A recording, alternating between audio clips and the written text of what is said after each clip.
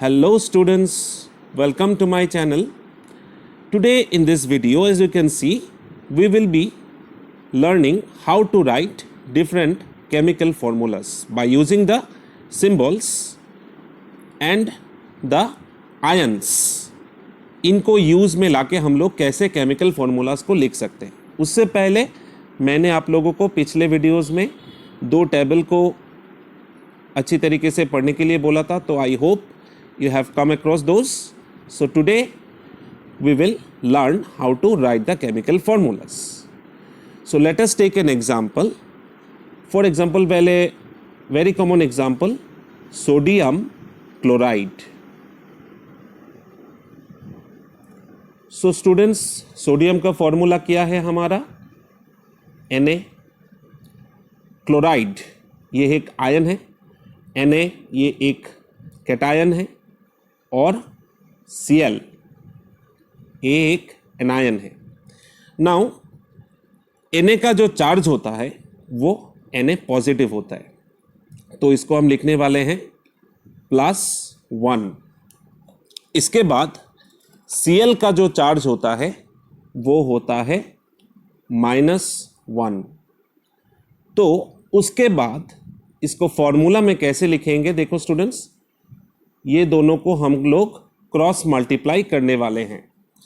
देखो एक चीज़, ये पर -1 जो है ये Cl का चार्ज है, तो जब हम लिखेंगे Na-1 नहीं लिखेंगे, Cl +1 नहीं लिखने वाले हैं, तो we will write simply the formula NaCl।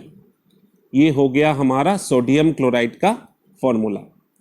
Na का 1 है, Cl का भी 1 है, बट वो माइनस जो हम ये उसका एनायन के वजह से माइनस साइन है Cl में, तो Na 1 है, Cl 1 है, इसका फॉर्मूला है। हम लोग Na1Cl1 नहीं लिखते, NaCl। तो ये हो गया हमारा सोडियम क्लोराइड। फिर से एक देखते हैं, potassium chloride. Potassium chloride, potassium का फॉर्मूला स्टूडेंट्स क्या था?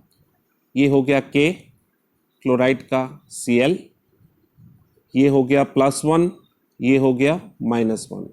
तो दोनों को क्रॉस मल्टीप्लाई करो, what is coming? KCl। So this is the formula for potassium chloride. इसके बाद दूसरा examples, for example calcium hydroxide. Now यहां पे स्टूडेंट्स थोड़ा ध्यान देना आप लोग, कैल्शियम हाइड्रोक्साइड का OH, अगर एक से थोड़ा ज़्यादा 2 या 3 एक साथ आयंस रहते हैं तो हम लोग उसे क्या बुलाते थे स्टूडेंट्स? लास्ट वीडियो में हमने डिस्कस किया था, पॉली एटॉमिक आयन। तो कैल्शियम का यहाँ पे चार्ज है +2 और OH का चार्ज है -1। ये पॉली एटॉमिक आयन है। तो हम लोग इसको कैसे लिखने वाले हैं? इसके साथ ये क्रॉस मल्टीप्लाई होगा, OH के साथ ये वाला क्रॉस मल्टीप्लाई होगा। तो कैल्शियम का 1 हो गया, यहाँ पे 1 लिखने का ज़रूरत नहीं है। तो ये हमारा ये जो OH है ये हमारा है पॉली एटॉमिक आयन। तो इसको हम ब्रैकेट में लिखेंगे। लिखने के बाद ये जो 2 है ये हम लोग यहाँ पे देने वाले हैं। जितने भी 2, 3, 1 यहाँ पे हम पावर में नहीं लिखेंगे, यहाँ पे लिखेंगे। सो उसके लिए और एक एग्जांपल देखते हैं students, aluminium sulphate.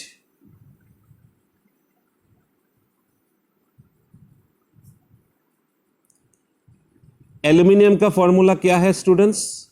Al। Sulphate का हमारा है SO4। देखो स्टूडेंट्स, ये SO4 हमारा पॉलीएटॉमिक आयन है, तो एल्यूमिनियम का है +3 और ये सल्फेट का है हमारा -2। तो हम लोग कैसे लिखने वाले हैं? क्रॉस मल्टीप्लाई हो गया। देखो Al के साथ 2 मल्टीप्लाई होने से Al2 SO4 हमारा पॉलीएटमिक आयन है क्योंकि एक से ज़्यादा एटम्स यहाँ पे मौजूद है।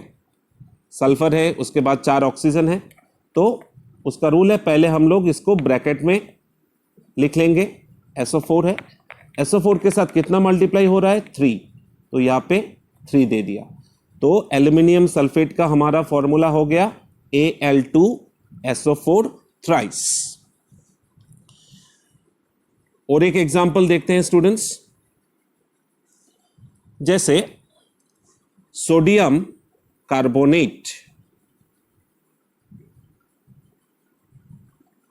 यहां पे सोडियम का फॉर्मूला तो आप लोगों को याद है Na, कार्बोनेट का है CO3। देखो स्टूडेंट्स, फिर से हमारे पास एक पॉलीएटमिक आयन आ गया, तो सोडियम का हुआ +1 और कार्बोनेट का हुआ -2, तो फिर से क्रॉस मल्टीप्लाई करने वाले हैं।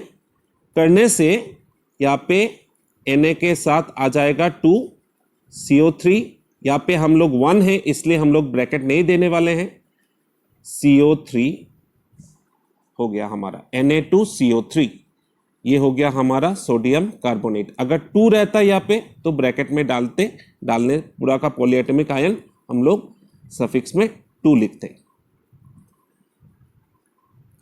So next let us do another example. देखो स्टूडेंट्स, एक चीज आप लोगों को हमेशा याद रखना है कि अगर आयंस का चार्ज आप लोगों को याद नहीं रहता तो इन फॉर्मूलाज को लिखना थोड़ा डिफिकल्ट होगा। और उसके बाद है हमारा जो केमिकल सिंबल्स है। एक चीज आप लोग दिमाग में सेट कर लो, सल्फर का जो आयंस है इसमें एक है सल्फाइड, सल्फाइड का होगा S2 नेगेटिव, फिर दूसरा है सल्फाइट PHITE, ये हमारा होगा SO3 2 नेगेटिव, और दूसरा है सल्फेट। तो इस तीनों के बीच में आप लोग कंफ्यूजन्स मत करना। Sulphate ATE SO4 2 negative, fight ITE SO3 2 negative, और सल्फाइड IDE S2 नेगेटिव। तो इसको हमेशा ध्यान रखना जब ये आयंस मौजूद रहने वाले हैं। सो हियर और एक चीज आप लोगों को याद रखना है, आयरन जो है हमारा, आयरन में हमारा 2 टाइप्स ऑफ कैटायंस मिलेंगे। एक मिलेंगे आप लोगों को फेरस, जो कि हमारा है Fe2 पॉजिटिव, और दूसरा मिलेगा आपको फेरिक, जो होगा Fe3 पॉजिटिव। तो ये आपको याद रखना जरूरी है, फेरस और फेरिक, Fe2 पॉजिटिव और Fe3 positive. So let's students do another example. For example ammonium sulphate, ammonium का NH4, सल्फेट है SO4। NH4 जो कि एमोनियम है उसका चार्ज होता है +1, सल्फेट का होता है -2। तो फिर से हम लोग क्रॉस मल्टीप्लाई करेंगे। देखो स्टूडेंट्स, एमोनियम के साथ 2 है तो ammonium is a polyatomic ion, NH4 bracket में 2 आइस, और SO4 के साथ 1 है, ये हम लोग ब्रैकेट के बाहर सिर्फ SO4 लिखने वाले हैं, NH4 2 आइस SO4। तो ये जो एग्जाम्पल्स हम लोगों ने किया है, एग्जाम के टाइम में आप लोगों को ये नाम से फॉर्मूला को भी लिखना आ सकता है, या फिर ये फॉर्मूला से नाम को लिखना भी आ सकता है।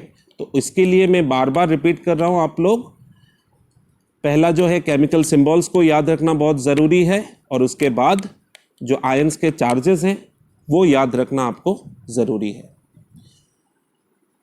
सो स्टूडेंट्स, यहाँ तक आपको समझ में आ गया कि how we will write the symbols and formulas.